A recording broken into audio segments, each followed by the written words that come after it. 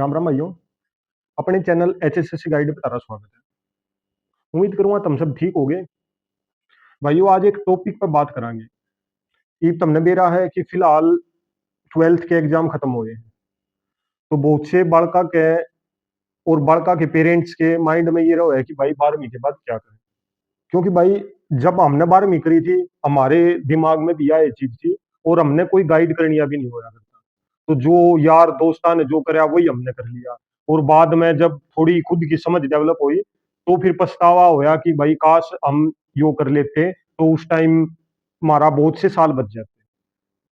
तो आज उन सारे टॉपिक पर बात करांगे। तो इस वीडियो ने है ना भाई हर उस आदमी तक भेज दियो जिनने ई 12th करी है, या जिनके बालका ने या छोटे भाइया ने या 12th करी है, जो आगे के करना उसके बारे में जिनका भी डाउट है तो उस तक ये इस वीडियो ने भेज दी और इस वीडियो ने पूरी देखियो भाई। आज आप कंप्लीट बात करांगे सारी चीजें। तो सबसे पहला भाई, जिन बालका ने 12वीं के बाद नौकरी की तैयारी करनी है, आप इस टॉपिक पे ही बात करांगे। क्योंकि जिनने कुछ और करना है वो पहले से गाइडेड है भाई, उनको गाइड किया जा चुका भाई। किसी ने पीएमटी करना है, किसी ने डॉक्टर बनना है, तो वो पहले से उस चीज की प्रिपरेशन में है। किसी को भाई आईआईटी करनी है तो वो उसकी प्रिपरेशन में है। तो उन्हें हमने गाइड करने की जरूरत नहीं, वो ऑलरेडी गाइड किए जा चुके हैं। आप उन भैया की बात करांगे जिनने भाई 12वीं के बाद सरकारी नौकरी की तैयारी करनी है, तो वे क्या करें, कौन सा कोर्स करें, कौन सा कोर्स नहीं करना। तो भाई जिनने सिर्फ नौकरी चाहिए कि भाई 12वीं कर ली, जल्दी से जल्दी कोई सी नौकरी मिल जाए। जिन भाई अलग तक प्रिपेयर करना भाई, जिसने यूपीएससी के लिए प्रिपेयर करना या किसी की कोई ड्रीम जॉब है, तो वो उसके लिए प्रिपेयर करे भाई।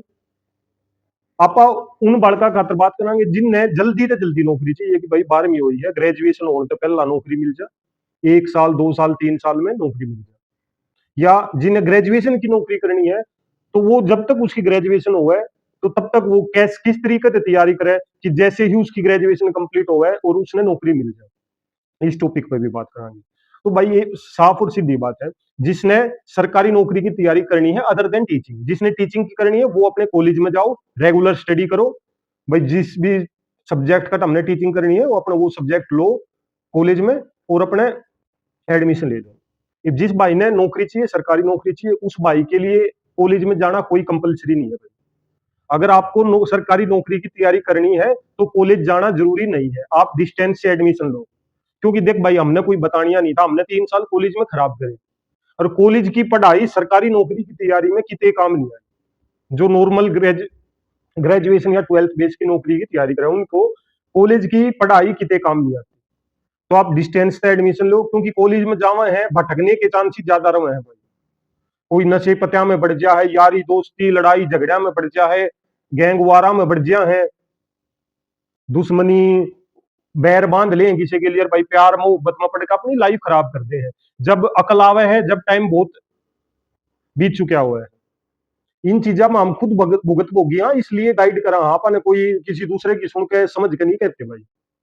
तो तुम्हारा टाइम वेस्ट ना हो इसलिए यह चीज समझा रहा हूँ कि जिसने सरकारी नौकरी की तैयारी करनी है वो अपनी 12th के बाद ग्रेजुएशन में एडमिशन डिस्टेंस से ले और अपने तैयारी करे भाई।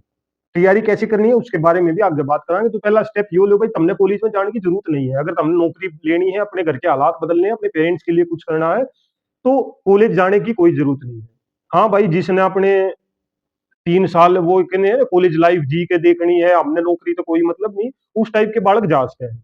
पर जिसने तैयारी करनी है, जिसने अपने घर के हालात जल्दी से जल्दी बदलने हैं, जिसने जल्दी से जल्दी नौकरी चाहिए, तो वो भाई अपने डिस्टेंस से करियो। डिग्री जो सरकारी नौकरी के लिए जरूरत है वो भाई चाहे डिस्टेंस से करियो या रेगुलर से करियो, उसका कोई फर्क नहीं पड़ता।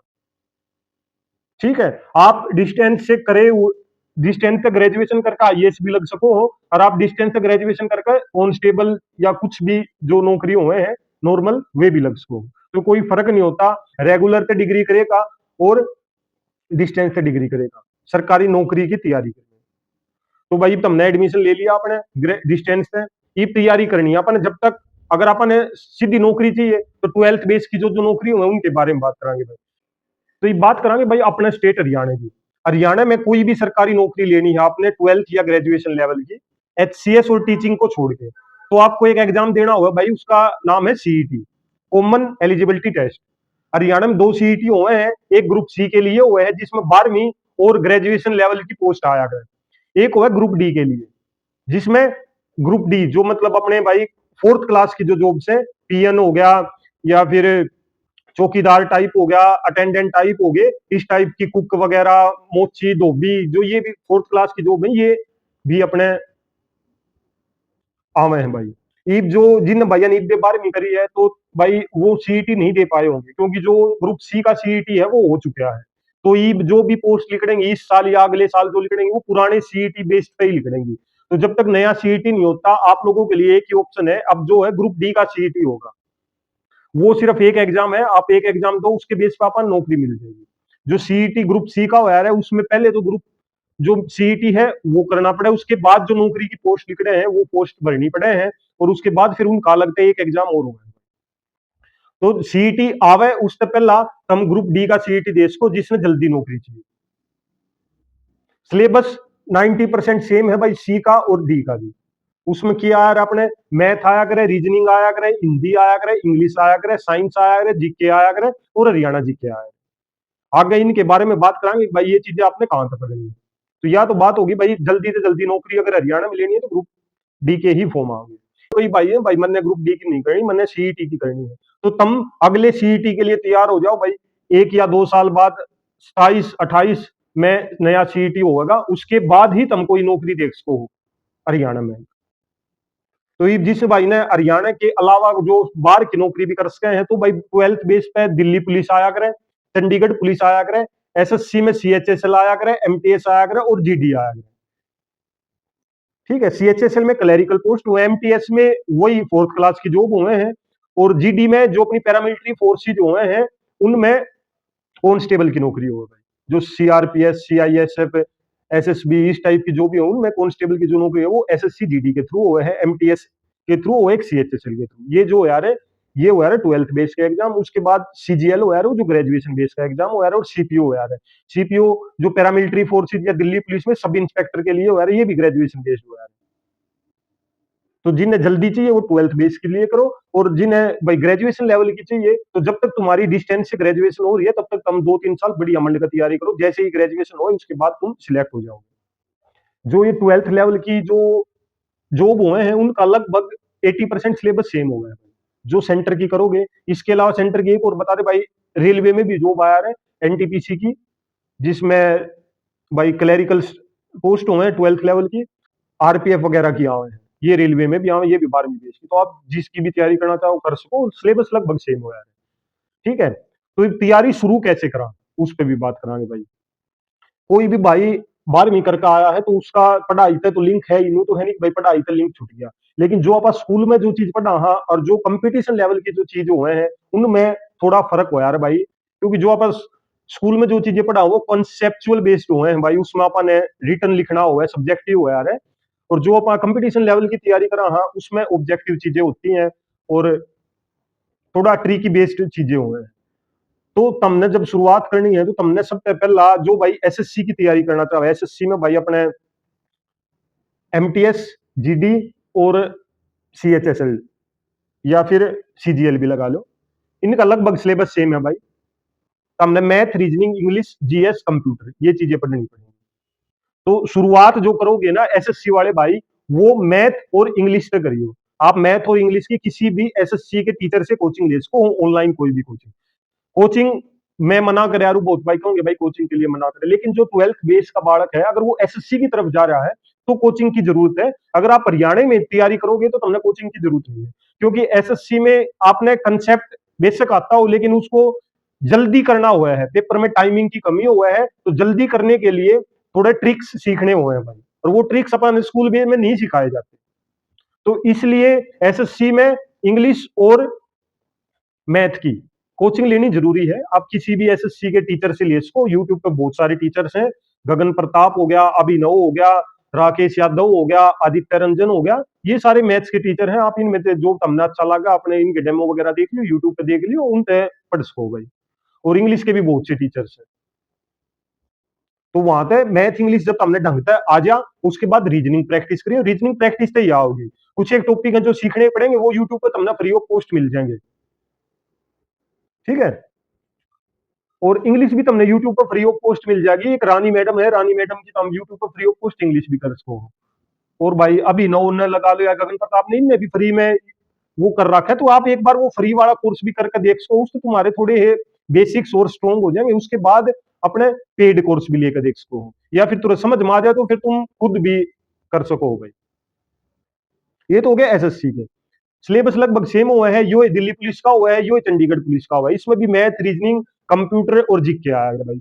जीके पढ़ने के लिए सिर्फ एक ही ऑप्शन है, आप लो, एक तो आ रहा है एसएससी घटना चक्कर और एक आया है लूसेंट। तो 2 3 4 5 जितनी बार भी पढ़ी जाए ये दो किताब लो, पहले लूसेंट पढ़ो 2 3 बार, घटना चक्कर पढ़ो, उसमें तो प्रीवियस ईयर क्वेश्चन हुआ है, उसकी प्रैक्टिस करो।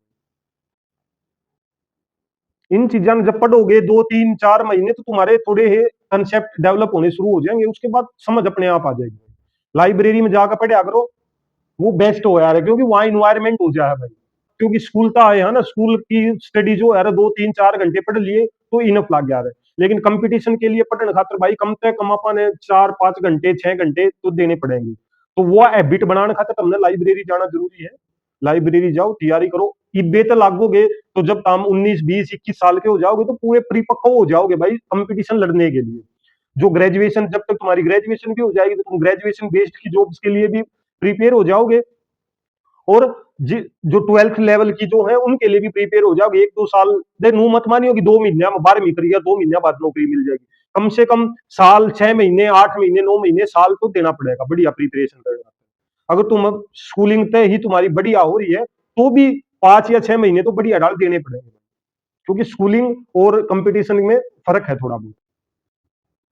यह तो होगी भाई एसएससी की। और उसके बाद अपने प्रैक्टिस करते रहो, प्रैक्टिस बहुत मैटर करे है। प्रैक्टिस के लिए आप टेक्स्ट बुक यूज कर सकते, टेक्स्ट बुक में मॉक टेस्ट आया है वो आड़ता है, प्रैक्टिस कर सकते। टेक्स्ट बुक एक एप्लीकेशन है, उसका 1 साल का सब्सक्रिप्शन हो जा रहा है, पूरे साल में फिर कितने ही टेस्ट उसमें कम देश को। ये बात करेंगे जिस भाई ना हरियाणा में नौकरी करनी है, तो हरियाणा में जिसने एक बार में करी उस दो एक ही ऑप्शन है ग्रुप डी का जो सीईटी होगा। और ग्रुप डी की नौकरी कोई खराब मत मानियो भाई, अगर तुमने 18 19 साल की उम्र में ग्रुप डी की नौकरी मिले है तो कोई बेकार नहीं है।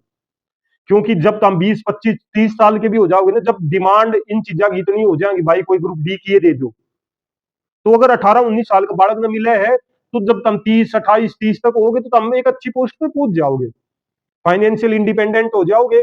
उसके बाद तैयारी करते रही हो आगे। मन ने भी भाई पहले ग्रुप डी की पकड़ी थी, फिर कांस्टेबल की पकड़ी थी और आज एएफएसओ हूँ। स्ट्रगल चलता रहेगा, लेकिन मेरे फाइनेंशियली जो प्रॉब्लम्स थी वो तो दूर होगी थी जब मैंने ग्रुप डी ज्वाइन करी या फिर मैंने 6 साल पुलिस की करी। आज एएफएसओ हूँ, धीरे धीरे स्ट्रगल चलती रहेगा, काल ना भगवान ने चाहिए किसी और बड़ी पोस्ट पर पहुंच जाएंगे। लेकिन सबसे पहला जो अपनी जिम्मेवारी हो है ना वो अपने पेरेंट्स के प्रति हो है भाई, उन नाम पढ़ाए लिखाए हाँ एक बार उनके लिए कुछ कर दिया, उसके बाद हम खुद के लिए कुछ भी करते रहोगे। तो एक बार अपने पेरेंट्स के लिए अपनी जिम्मेदारी पूरी करनी बने है भाई तारी, तो अपने तैयारी करो। ये भाई जिसने हरियाणा की तैयारी करनी है, जिसने अगले सीईटी के लिए तैयारी करनी है और ग्रुप डी के सीईटी के लिए तैयारी करनी है, तो मैंने एक वीडियो बना रखी है भाई, how to score 85+ in CET. ये वीडियो देख लियो, इसमें मैंने सारी बुक्स और तरीका बताया गया कि कैसे पढ़ना है। एक वीडियो या बना रखी है जिसमें मैंने सारी बुक्स बता रखी है, या हर मतलब एक प्लेलिस्ट है जिसमें हर सब्जेक्ट के इंपॉर्टेंट टॉपिक्स बता रखे हैं, तो वे सारी वीडियोज तुम देख सको जिसमें तुमने गाइडेंस मिल जाएंगे यार। तो ये सारी वीडियो देख सको, तुमने सारी चीजें बताई गई हैं, किताबें बताई गई हैं, इंपॉर्टेंट टॉपिक्स बताई गए हैं। और जो भाई मेरे से जुड़ के तैयारी करना चाहो तो अपना एक कोर्स है भाई सेल्फ स्टडी के आड़े बाड़का खातर थी ना, लाइब्रेरी में जाकर बैठ कर पढ़ना, जिसमें भाई मैंने डेली के टारगेट्स दिए गए, 120 दिन के टारगेट्स दिए गए हैं, जिसने तुम स्लो भी कर सको हो। कि मान लेता हम दो एक टारगेट एक दिन का दिया गया उसमें 2 दिन में भी कर सको हो, क्योंकि तुम्हारे पास भी थोड़ा टाइम है तो तुम थोड़ा स्लो भी चल सको हो। तो तुम उससे जुड़ कर, जिसमें मैंने अपने सारे नोट्स दिए गए हैं, तो तुम अगर उन तय समझना चाहो तो उन तय भी समझ कर सको हो। तो तुम उससे जुड़ने के लिए अपनी ऐप एचएस गाइड ऐप वो भी डाउनलोड कर सको और उससे जुड़ भी सको हो। और अपना टेलीग्राम है एचएसएससी गाइड का, जिन दोनों का लिंक मैं हमने टेलीग्राम में दे दो, तुम उनसे जुड़ कर भी कर सको हो। और तुमने कोर्स तो नहीं करना, तुमने भाई किताबों पे करना है, तो किताबों की भी मैंने ये जितनी भी सीरीज है मेरी वीडियो देखोगे तुम उसमें उसमें मैंने बुक्स भी बताई हैं, how to score 85+ in CET ये भी बताया गया है, हर टॉपिक्स के इंपॉर्टेंट वो भी बताए गए हैं। तो भी सारी वीडियोज देख सको हो और उसमें तुमने बेरा लाग जाएगा। और मेहनत करो ताकि जब समय निकलन पे पहला सियाने हो जाओ, क्योंकि भाई बताने वाला की बहुत कमी हो यार, हमने कोई बताने वाला नहीं था। हमारे पेरेंट्स भी पढ़े लिखे नहीं थे भाई, और ना इंटरनेट का जमाना होया था, यूट्यूब यूट्यूब कुछ भी नहीं होया। देखो आज के टाइम पे सारे रिसोर्सेज अवेलेबल है, लाइब्रेरी अवेलेबल है, किताबें अवेलेबल है। तो जो किताबें बताई गई वो उठाओ, पढ़ो और लाइब्रेरी में बैठ जाओ। जब तक दुनिया कॉलेज खाली जाता लिख रहा है उससे पहले तुम नौकरी लेकर बैठ जाओ भाई। बहुत साल बच जाए भाई। मैंने 30 साल की उम्र में AFSO लाग गया मान ले मैं, अगर एक ग्रुप सी की नौकरी मेरे को, क्लर्क की नौकरी भी अगर मेरे को 18 साल 19 साल की उम्र में मिल जाती, तो यो जो इतना लंबा स्ट्रगल चला है यो नहीं होता। एक बार अपने आप के लिए, अपने पेरेंट्स के लिए एक बार जी जान लगा दो भाई। कुछ नहीं दे रहा इन कॉलेज की लाइफ में, ये आज की बाजिया में, एक बार नौकरी लाग जाए उसके बाद लाइफ सेट है। कुछ भी करियो, 19 20 21 साल की उम्र में नौकरी लाग के फिर कुछ करियो। और जो यो टाइम तुमने खराब कर दिया, ये 24 25 के, फिर सारी उम्र कुछ नहीं बचेगा भाई। फिर जो जिंदगी जीने की है, जो जवानी पे पीक टाइम हो यार है, वो तुम्हारा स्ट्रगल में निकट जाएगा। और फिर जाकर जब नौकरी मिलेगी, जब तुम क्या ही करंट योग्य नहीं रहोगे, ना लाइफ ने ढंग से जी पाओगे, तुम्हारे हेल्थ इश्यूज की फिर फैमिली इश्यूज की फिर के हो जाएंगे। तो ये 2 3 साल जम के मंड के तैयारी करो, उसके बाद तुम प्यार करियो, मोहब्बत करियो, दोस्ती करियो, किमें करियो। नौकरी लागे बाद सब अलाउड है, घर के भी कुछ नहीं कहेंगे। ठीक है। ये सारी चीजें एक बेरोजगार को रोकने के लिए, थोड़ा रास्ता दिखाने के लिए ही मना करी जाए कि भाई ये चीज गलत है, ताकि तुम भटको नहीं। एक बार नौकरी लाग जाओ उसके बाद कुछ करियो भाई। नौकरी लाग गया और आदमी के सबके में चीज अलाउड हो है समाज की तरफ से, लेकिन तुम बेरोजगार हो, चाहे तुम कोई भी ऐप ना हो, तुम शरीफ हो, संस्कारी हो, ठीक है, हेल्थ से ठीक हो, तुमने कोई नहीं पूछेगा भाई, तुम्हारी वैल्यू सुनने होगी।